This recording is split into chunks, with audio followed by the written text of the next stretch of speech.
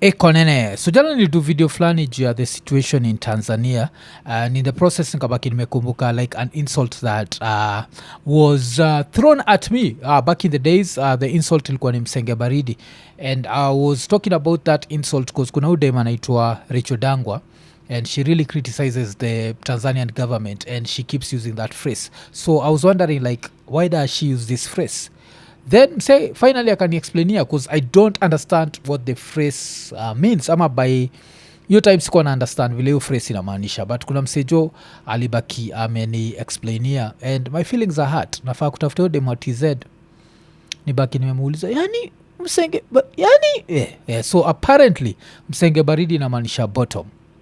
Najua kwa ile relationship ya watu wawili kuna wagano ule mse waga iko chini jo, ule mse anapepetwa jo, hiyo ndio inamaanisha msenge baridi jo. So udem wa TZ aliniita msenge baridi, sijasahau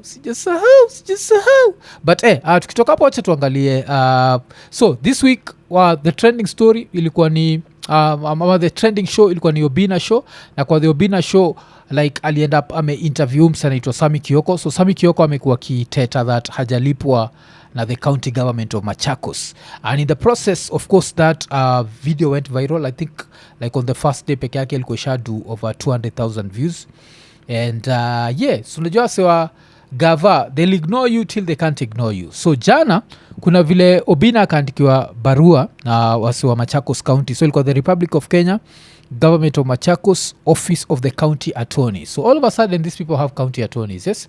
Alafu ikaendelea ikakuwa ni Steve Thompson Magana alias Oga Obinna, care of the Obinna show. Then ikakuwa demand for the supply of records and evidence of money owed to Sammy Kioko by the county government of Machakos as per the publication on Obinna show live.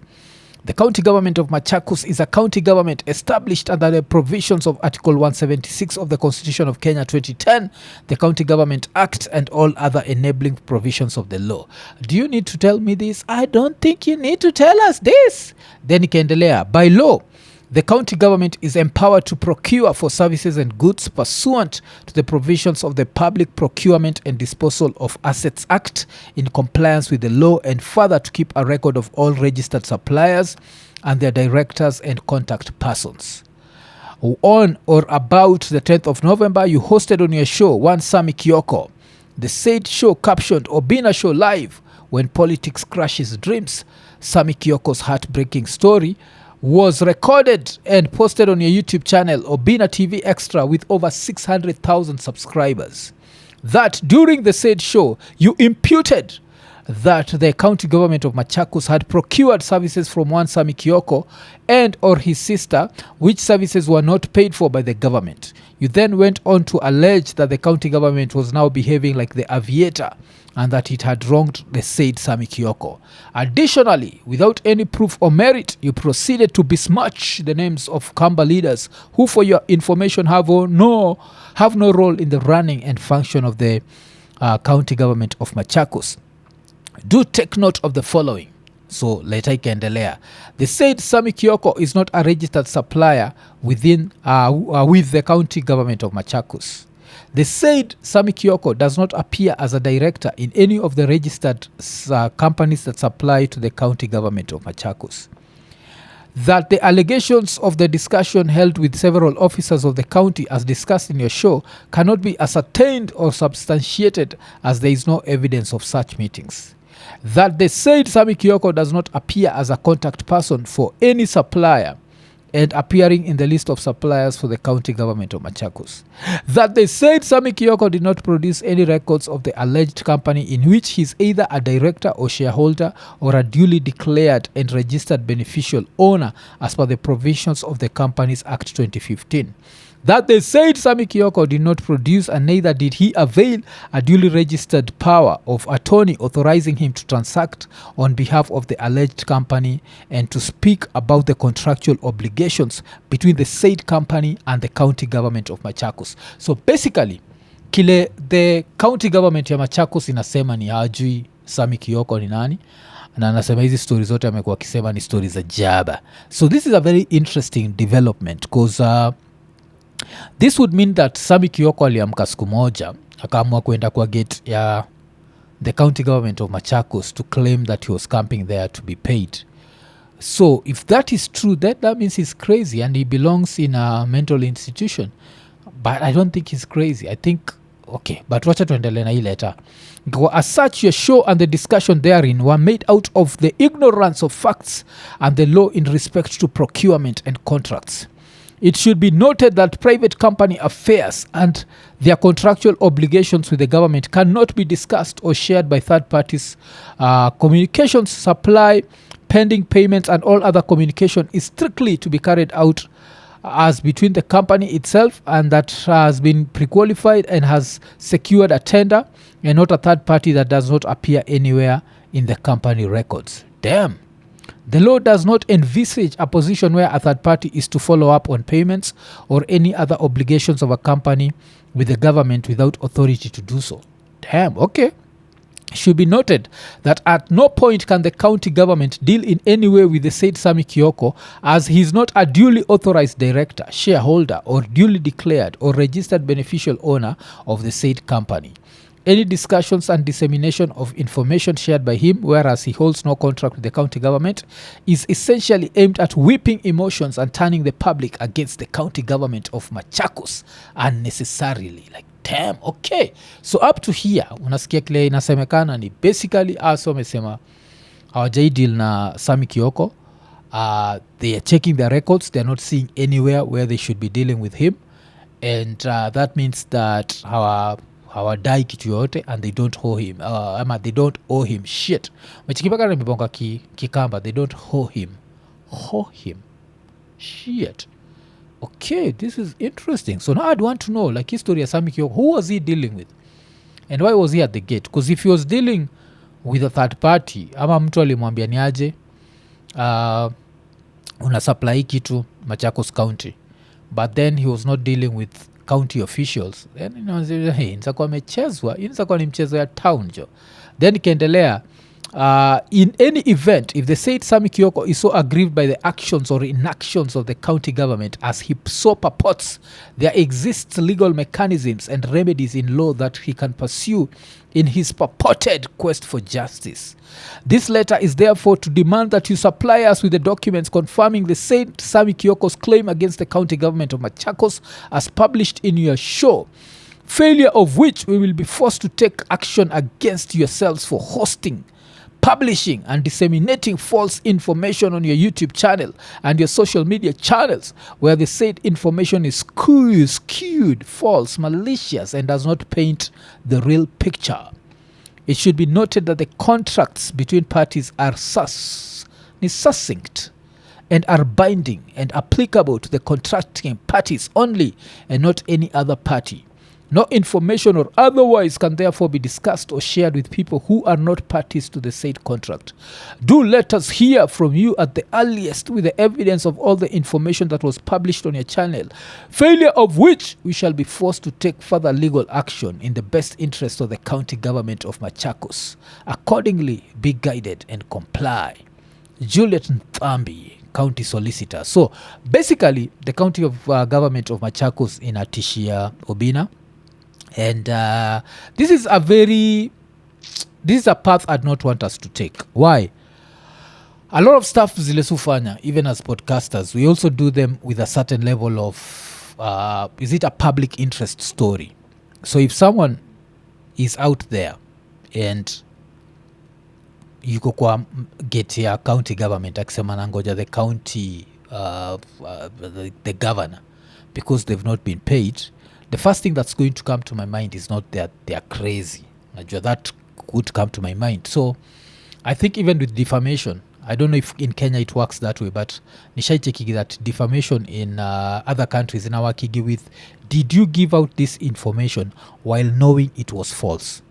I don't think Obinna knew it was false. If it's false, he didn't know that it was false. So you can't then turn around and threaten him. Threatened. But of course, Obinna yuko na like one of the best lawyers in the 254.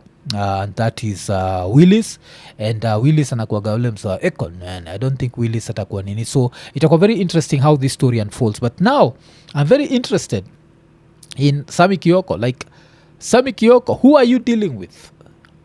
yes, because we all believed you. Najua, if now this county government is there telling us that they don't know you, then it puts a very interesting spin to this story, because now we are like, who are you?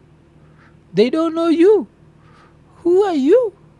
They don't know you. Yeah, so inakuwa interesting, like, and it makes me wonder, can someone just wake up on a random day and say that they are owed money by a county government while they are not owed? And can this said person go as far as crying? Because najua nimecheki the videos, he was crying. So how is this story? This story is unfolding in ways that I never expected it. Najua imechapa kona fulani ile mpaka nashindwa like, damn, what's happening? But I'd say that the innocent party in all this would be Obinna. Why? Because even me personally, if you had to ask me, if Sammy Kioko had reached out to me to have this discussion, I'd have had it the exact same way. Because the last thing on my mind would be like, this guy is crazy enough to, and alafu pia another pia, I don't know if this is a legal defense, but this story has been in the public space for very long. It's been reported by so many people that this guy has not been paid by the county government of Machakos. Why all of a sudden, now that ameenda kwa the Obinna show, is where now you feel like you need to react? Najua, there seems to be a certain level of maliciousness that's coming from that. So I don't know if this maliciousness is coming from maybe mother anaitwa nani Wavinya Ndeti, maybe did she maybe receive a call from Kalonzo? Maybe Kalonzo was not happy for being dragged into the story, because kumbuka, when people are desperate you look for all means. So the only person who watu walikuwa na feel like anaweza reach out to her was Kalonzo. And is that the reason why wameamua go that route of threats and threats and threats? And how is this story going to unfold? I actually don't know, man. I actually don't know, but it's interesting to see how a simple podcast story inaweza end up, the county government, yes, of Machakos is being kwendeni huko bana. I don't think there's anyone who looks at any county government positively. We always think these county governments are full of shit. Ajua, they don't nini, but Iko Nini, nimeinterrupt show kukuremind juu ya LemFi. Kama uko US ama Canada na unataka kutuma do Kenya, register kwa LemFi ukitumia promo code Iko Nini. Hii itakuguarantee $20 cashback on your first $100 transaction. Alafu pia time una register, make sure umetick the 2 checkboxes za notifications ndio ukireceive info about amazing offers through newsletters. Na pia usijali, LemFi hawatumagi hizi letters za, yani unajua, like messages za kipumbavu. Pia usisahau, every time una transact $50 and above una earn points. Na the more una transact, the more points you earn, and you can redeem them as cash ile time unatuma pesa. Alafu pia kitu nanibamba kabisa ni saizi ukitumia LemFi mzabaki umelipa pay bills na till numbers directly. That means mzabaki umehandle bills za maparo wako ukiwa hizo maside za States ama maside za Canada. Alafu pia we mwenyewe as a LemFi user baki umetafuta ile button imeandikwa get USD $20, ubaki umeinvite mabeste zako, na ukiinvite mabeste zako on their first $100 transaction unapata pesa ngapi? $20 cashback. So unangoja nini? Baki umechangamka, ingia LemFi. LemFi, international payments for everyone. Iko Nini.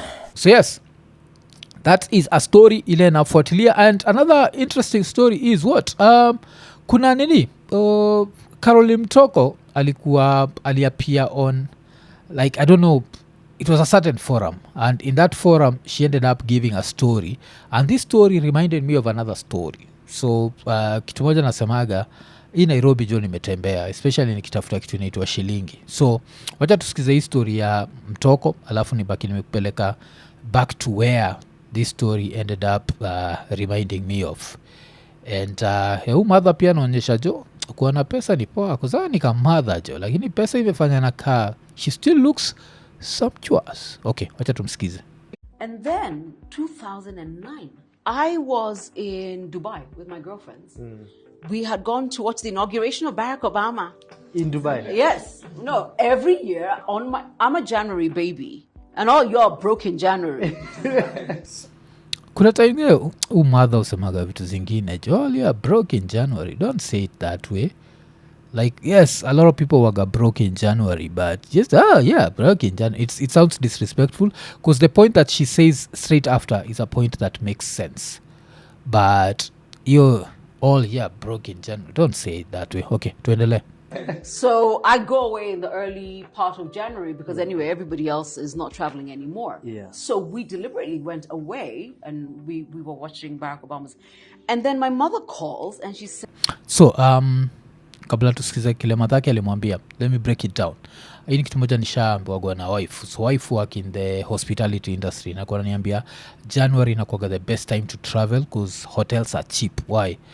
December inakuwaga high season, so hotels are very expensive. In January everyone else goes back to work, blah blah blah, so hotels are cheap. And yes, so this is basically what Mtoko is saying, but in a very disrespectful manner. She just can't say that hotels are cheaper during that day, during in January. And yeah, that's all you're supposed to say, woman. Don't come up with all of you are broke. Just say that hotels are cheaper in January. And yeah, a lot of stuff is cheap because no one expects you to be partying in January. Okay, but sasa wacha tuendelee juu ya call ya madhake. and she says, PLO Lumumba was on TV looking for you. You know, there's a famine in the country, but nobody elected me. I mean, so Why- there's a famine. why is Why? famine important to me? Yes, but and then Abbas also, and this is something he said. Where's Caroline Mutoko? Why can't we do something about the fact that people are dying of hunger? But like living it up in Dubai with my girlfriends. So it bothered me that now Abbas had said it, because I used to be a Red Cross volunteer when I was in high school. Oh. And when you're a Red Cross volunteer for life. Yeah. So Abbas also made the same appeal. So I come back a little miffed. I'm like, what's the problem? And he said, look, we got to get this done, and only you can do it. Yeah. Damn, you gotta get this done on only you can do it. Only you can do it. Only you. But that was 2009, of course. And yeah, radio had power. I think 2009, you could not touch radio, man. Radio was super powerful. Tuendele. And that's when we did 24 Hours for Kenya. So those 2 points made me realize, okay, because people see you a certain way, Yeah. you now need to craft what that means. Yeah. Okay. What does that mean? So you tell the narrative yourself. Yes, but building on that. Yeah. So yes, so hii story imeniremind you 24 hours for Kenya and how we got involved. So by that time I was still at Ghetto Radio, and yeah, so pia mi receive now a call from her, Caroline Mtoko, and akaniuliza kama Ghetto Radio enza kuwa involved because it was now a national initiative. And we ended up being involved. So what used to happen is we used to have these meetings, and these meetings would happen at KISS. And me when I'm marketing something, I market it like crazy. So kausha chekigi utaniona, like a lot of places you'll find me with IKONINI merchandise. And if it's not IKONINI merchandise, utanipata na unajua something to do with IKONINI. So hata utanipata na merchandise ya UNKUT. That's just me. That's the way I do my marketing. I understand. I believe that you have to market your own shit. So we do the first meeting, nimevaa t-shirt ya Ghetto Radio. We do the second meeting, nimevaa t-shirt ya Ghetto Radio, a different color. After we do a third meeting, nimevaa t-shirt ya Ghetto Radio, and then she was like, Africa, you're always wearing Ghetto Radio. You can't wear something else. Oh shit. Damn, never forgotten that. I was like, suniache kidogo niende nilie kwa choo alafu nirudi. Yeah, so hiyo ndi story I just sijaisahau. So when I think about the 24 hours for Kenya, of course it was such a bad story, but that just stuck with me. I don't think she was also saying it from a bad place. Maybe she was just alikuwa nashindwa umse jo like akunaga nini, but it was different colors. It was never the same. So hizi sema ati nilikuwa hapo na t-shirt inanuka jasho imeandikwa Ghetto Radio. No. It was always a different color, but it was always a Ghetto Radio t-shirt. And she asked me that, and I have such a poor memory, but such things stand out. So maybe unafaa find out, like, if you want Mwafrika to remember you, man, say something that he does not expect. Yes, because I forget a lot of stuff, but a few things stick with me. Nilitwa Msenge Baridi, how many years? Close to 10 years ago. I still remember that. Like it was yesterday. Is it 10 years ago? This was like 2018. Yeah, it was 2018, so this is like 7 years ago. Nitwa Msenge Baridi. Nakumbuka hiyo siku kama jana. I remember it like yesterday. Yes, so hiyo nilitakuwa Msenge Baridi. But yes, so yeah, that was my Caroline Mtoko story, man. And yeah, hii story ingine ya Sammy Kioko. Let's see where that goes.